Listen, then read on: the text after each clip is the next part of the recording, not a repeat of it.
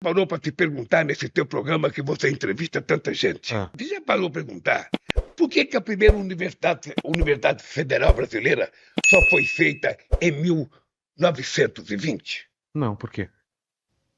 É porque a Não elite que tinha governa esse interesse. país não queria que o povo estudasse. Para que dar escola para índio e para negro? Não queriam. Esse é o dado concreto. Eu conto um caso. Cristóvão Colombo chegou em Santo Domingo em 1492. Certo. 40 anos depois, já tinha pela Universidade de Santo Domingo. 40 anos depois, de 1532. Cabral chegou aqui 8 anos depois dele. Quanto tempo depois? 420 anos. Essa é a diferença que esse país é enrolado, cara. Ô, Vilela, uma coisa que você tem que perguntar para as pessoas que você vai entrevistar: qual é a explicação que você pode dar para o teu filho? Você tem um menino de quantos anos? Vai fazer 9 agora. Vai fazer 9 anos. Você sabe, eu sou o primeiro operário a chegar na presidência. Você sabe que eu sou o primeiro cara a governar o país sem ter diploma universitário. Agora, teu filho vai entender por que eu, que sou o primeiro operário e que não tenho diploma, sou o presidente que mais fiz universidade na história do país. Fui o presidente que mais fiz institutos federais na história do país. E eu fui o cara que mais fiz extensões universitárias na história desse país para evitar que o menino do interior tivesse que ir para a capital. Por quê? Porque como eu não tive universidade, eu quero que as pessoas iguais a mim tenham. Sabe a falta que fez. Porque os ricos mandam o filho estudar no estrangeiro. Então eu quero que as pessoas estudem. Por que nós criamos o ProUni? Por que nós criamos a cota? Para colocar os pobres da periferia que estudam em escola pública na universidade. Para colocar o povo negro na universidade. Sabe, porque se você não fizer isso, esse país vai ser sempre igual. Esse país era pensado, Vilela, para ser governado para 35% da população, 65% que ficasse na miséria. E o difícil é você decidir governar para todos. Eu não quero tirar ninguém.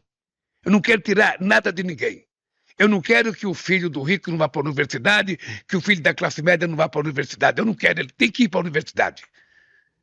Agora, o que eu quero é que a filha da empregada doméstica, da patroa, tenha a mesma chance de disputar uma vaga que a filha dela. E todo mundo tem que querer a mesma coisa. Esse é o papel do Estado, é garantir que ela tenha oportunidade e que vença o melhor. E que vença o melhor. Essa foi a revolução. Vou dar um outro dado para você. Vou dar um dado para você. Tá? Em 2002, a gente tinha nesse país, trabalhando no mercado de trabalho, com diploma universitário, 5 milhões de pessoas. Hoje, nós temos 25 milhões. Quintuplicamos isso. E precisa quintuplicar outra vez. Porque somente a educação é que vai permitir que esse país ganhe maioridade internacional para a gente ficar competitivo do ponto de vista da qualidade, do ponto de vista da produção. Se a gente não investir em educação, não vai acontecer nada. Não tem exemplo na história da humanidade de alguém que evoluiu antes de fazer a lição de casa, que é investir na educação. Perfeito. Então, é por isso, cara. É por isso que eu posso dizer para você, quando eu cheguei aqui em 2003 na presidência, durante 100 anos, a primeira escola, o primeiro Instituto Federal foi feito pelo presidente Nilo Peçanha em 1908. De 1908 a 2003, foi feito nesse país 139 institutos. Sabe quantos institutos eu vou deixar? 802. E é pouco. Ah, mas está gastando dinheiro. Eu não estou gastando dinheiro, eu estou investindo. Você sabe quanto custa um prisioneiro na delegacia em São Paulo, na prisão? 35 mil reais por ano. Sabe quanto custa um menino na Universidade Federal do ABC? Estudando engenharia espacial? 20 mil. Olha aí. Sabe quanto custa um preso na prisão máxima brasileira, na prisão de segurança máxima? 40 mil por mês. Sabe quanto ganha um menino no Instituto Federal? 16. Quanto custa? Então está provado que é muito mais fácil investir em educação. Porque se você não investe em educação, você vai ter que investir em cadeia depois. Verdade. Então, essa é a pergunta que eu faço. Por que essa gente que é tão estudada, tão diplomado, todo cheio de diploma de doutor. Por que essa gente não fez a lição de casa? Por que não fez? Lula, a gente está percorrendo a tua história, e a do PT, e não tem como a gente não falar da tua prisão, de tudo que aconteceu. Como foi isso na tua vida? Que marca que deixou? Que momento você estava vivendo? Eu também queria saber por que o PT, o senhor, nunca falou abertamente sobre algum tipo de arrependimento, algum tipo de culpa, erramos aqui. Eu nunca vi esse tipo de discurso. Falar, ó, a gente errou onde? Porque existe um antipetismo, existe uma rejeição por esse período, e eu queria saber o que você passou e por que não teve nunca esse meia-culpa, assim, o que a gente errou? Mas deixa eu te contar uma coisa. Eu acho que você faz meia-culpa quando você tem meia-culpa. E os Você não faz escândalos? meia-culpa porque Tudo que alguém... aconteceu? É. Você não faz meia-culpa porque alguém acha que você errou. Sim, Eu vou lhe contar, tá, então eu vou lhe vamos contar a lá. história. Que momento que Eu vou era lhe esse? contar 3 momentos. Tá, Getúlio Vargas foi levado ao suicídio por denúncia de corrupção. também. Você conhece Sim? alguma coisa de corrupção do Getúlio? Não. Alguém já mostrou? Não. Juscelino Kubitschek foi proibido de ser candidato a presidente em 1965 porque diziam que ele tinha um prédio, um apartamento que ele ganhou não sei de quem, na rua principal do Rio de Janeiro. Ele morreu em 74. Alguém já mostrou o apartamento? Eu fui acusado de ter um apartamento no Guarujá. Eu provei que não era meu. Os meus acusadores provaram que era meu. Provaram que era meu. Porque eles tinham que provar, tinha que ter algum documento. Ou na prefeitura, ou no cartório. Alguém tinha que ter vendido para mim aquela desgraça. Mas não venderam. Mas e o pessoal que teve que devolver dinheiro, as empresas? Não, todo... Eu vou. Ah, tá. Não tem pergunta sem resposta comigo. Sim. Tá? É o que eu queria entender realmente. Então, veja. Aí vem a questão do Lava Jato. Isso. Em Que momento que era aquele? Em 2014. É. Eu já estava fora do governo há 4 anos. Tá? Tem todo aquele movimento vem pra rua, toda aquela Quando movimentação. saiu aquele Lava Jato, a Tereza Cruvinel, que é uma grande jornalista que trabalhava no Globo, escreveu um artigo. O objetivo da Lava Jato é chegar no Lula. E eu tinha consciência que era para chegar em mim. Você sabia? Sabia. Eu tinha consciência que era. Por quê? Porque não tinha como inventar aquela mentira se não tivesse um objetivo político mais forte. Mas você já estava fora. Hein? E por que você já estava Para fora? mim não voltar. Ah, tá. Para mim não voltar. Tá? Para mim não votar. Porque eu poderia ter votado na reeleição da Dilma, eu não quis votar. Talvez não deixaram votar em 2018, porque eles sabiam que eu ia ganhar, mesmo preso. O Barroso não deixou eu ser candidato, mesmo quando a ONU mandou ser candidato, ele não deixou, eu estava preso. Eu tive mais paciência. Fiquei 580 dias preso. E esperei.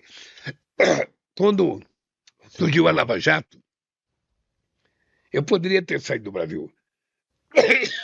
Te ofereceram isso? Eu poderia ter feito como faz Os filhos os honestos do filho do Bolsonaro. Bebe uma água. Eu poderia. Mas chegou a passar isso pela tua cabeça ou em nenhum momento passou pela tua cabeça? Nunca. Por quê? Nunca. Houve muita sugestão para mim sair do Brasil. Houve sugestão para mim para a embaixada. Mas a minha obsessão era provar que eu era inocente. A minha obsessão era provar que a Lava Jato tinha sido a maior mentira desse país. Sabe o que eu fico chateado? Sabe o que eu fico chateado? Que me deixa triste? É que aqueles que endeusaram o Moro, aqueles que endeusaram o Dallagnol, quase fazendo eles virarem santo, não têm a humildade de pedir desculpa. Esses deveriam pedir desculpa. Você sente essa mágoa? Profundamente. Sabe, não é uma mágoa. É um constrangimento de ver que esse país não é verdadeiro. O cara conta uma mentira durante 4, 5, 6 anos. Mesmo provando que é mentira, o cara não fala que... Mas não houve nada de corrupção? Não houve nada de coisas erradas? Essa é a questão que eu acho que todo mundo quer saber. Mas deixa eu te falar. Existe coisa errada. Deixa eu a gente contar. sabe que tem. Houve corrupção e a corrupção foi provada, sabe? Os caras pagaram o preço. Então, é isso Porque que eu quando falo. você tem em qualquer país do mundo uma denúncia de corrupção numa empresa, o que você faz? Você prende um corrupto. É óbvio. Aqui o que eles tentaram fazer? Quebrar as empresas. Você sabe quantos milhões E de... esse foi o problema. Você sabe quantos milhões de emprego esse país perdeu? 4 milhões de emprego. Você sabe que todas as empresas de engenharia que o Brasil tinha, que eram empresas modelo no mundo inteiro, que estavam na África, que estavam na América do Sul, que estavam construindo o aeroporto de Miami, todas essas empresas foram destruídas. Todas. Poderia ter prendido o dono É, e ter deixado essas empresas funcionando. concordo. Mas não fizeram assim. No mundo inteiro é assim, só aqui que não. Mas Porque então, o projeto era político. então houve corrupção, houve coisa errada. Houve, e quem fez a corrupção pagou o preço. Houve julgamento. Mas é isso As que eu falo. pessoas foram punidas. Mas você não sente falta de um. Porque agora a gente tá falando, claro, houve, aconteceu. Mas eu nunca vi isso, esse. Pedir desculpa, gente, erramos em algum Não, algum mas eu estou ponto. falando de mim agora. Não, eu tô falando do Não, não, partido, veja. do governo, não tô falando do senhor, eu tô falando. No, Aconteceu. no Brasil e no mundo, houve, há e haverá. Exato. Acontece Tá? no mundo inteiro, não Mas acontece? eu agora estou falando de mim. Tá, Tá? tá, Estou falando de mim. tá. Porque a acusação é sempre dizendo: o Lula sabia, Sim, eu não sabia. Tá? sim. É como se você soubesse o que seu filho está fazendo agora. É. Tá? Então, o que acontece? Eu precisava provar. Então, eu recebi uma proposta, De quem? sabe? De fazer um acordo quando eu estava preso. Qual era? Para ir para casa com tornozeleira. E o que você teria que fazer? Sabe? Assumir. Não. Eu só tinha que sair. O que E sabe? eu me recusei. Ah, é? Eu me recusei. O que eu disse? Eu não troco a minha dignidade pela minha liberdade. Te Eu vou ofereceram, provar a minha inocência. a domiciliar com tornezeleira e era só sair. Era só sair. Não tinha que assumir nenhuma Não tinha que culpa no assumir Palmeiras. nada. Se eu me culpa de uma coisa que eu não tinha, como é que eu posso assumir? Então, mas por que te ofereceram isso, então? Porque era Porque melhor. queriam me tirar da cadeia. Por quê? Porque tinha Porque mais força. estava começando a haver muita manifestação internacional em minha defesa. Entendi. Então, ao invés de criar uma coisa Uma coisa política, maior. resolveram, então, falar: vamos amenizar isso, o Lula sai da cadeia. Sabe? Eu não aceitei. Eu não troco a minha dignidade pela liberdade. Não coloco tornozeleira porque eu não sou pombo correio. Como foi? E não vou para casa porque a minha casa não é prisão. E como Quem foi? me pôs aqui vai ter que me E tirar. como foi vendo toda a tua biografia, se ver preso, se ver não podendo ir em enterros, tudo aquilo que aconteceu, né? Como foi esse drama? Como foi na tua cabeça? Como que estava? Você estava bem de cabeça? Então, mas o drama não é meu, velho. O drama é de quem fez isso comigo. Não, eu sei, mas eu Deixa eu lhe imagino, contar eu uma imagino coisa. que tua cabeça também. Então, deixa eu lhe contar uma coisa. O Romeu Tuma era delegado-geral do DOPS quando eu fui preso na greve de 80. Tá. O Romeu Tuma me tirava da prisão 11 horas da noite para eu visitar minha mãe, na Paulicéia. Ou seja, Tá? ele tinha humanidade, apesar Tinha um comportamento humanista. Exato. Quando a minha mãe morreu, que foi enterrada no cemitério da Vila Euclides, tá?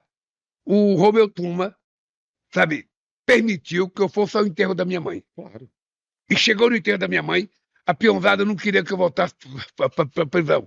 Eu tive que subir em cima do carro da polícia e fazer um discurso que eu precisava voltar para a cadeia. Porque tinha 3 amigos presos lá, sabe? Inclusive o Gilson, que era da Scania, É. tá? Então, veja. E em Curitiba?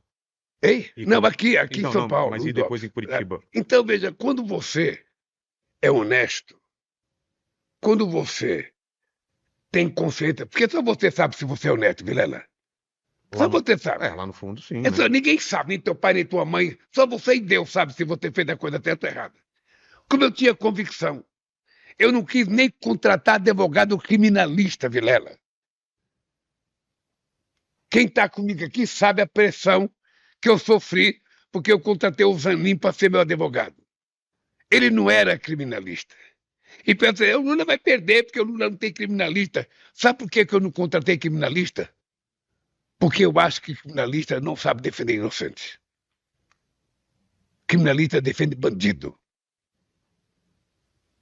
E foi assim que eu venci. Com muita teimosia, cara. Então, mas Minha mulher queria que eu saísse da cadeia fazendo acordo. Meus filhos queriam que eu saísse. Eu falei: eu não saio. Eu não saio. Mas o que te passava na cabeça? Era uma obsessão de voltar. Vou voltar a ser presidente? Não, era uma obsessão de provar minha inocência. Era isso. Era uma obsessão. E Tá? qual era o caminho? Hein? E qual era o caminho, né? Era não aceitar nenhum acordo, era ficar esperando o julgamento. Nós fomos para a ONU, ganhamos na ONU, nós fomos em Bruxelas, ganhamos em Bruxelas, sabe? Até que a Suprema Corte, que tinha uma parte me condenado, reconheceu, sabe, que o processo era uma enganação. E como foi esse teu caminho de volta à presidência? Como você encontra o... Deixa eu te contar uma história, Vilela. Nós começamos essa entrevista eu dizendo que eu aprendi a ter paciência. Sim. Perdeu Sabe? uma vez, Eu perdeu não duas tomo vezes. nenhuma decisão, sabe, com calor de 39 de febre. Não tomo. Porque vai ser Eu errado. espero o dia seguinte, espero acalmar. Gosto de ouvir algumas pessoas para tomar decisão.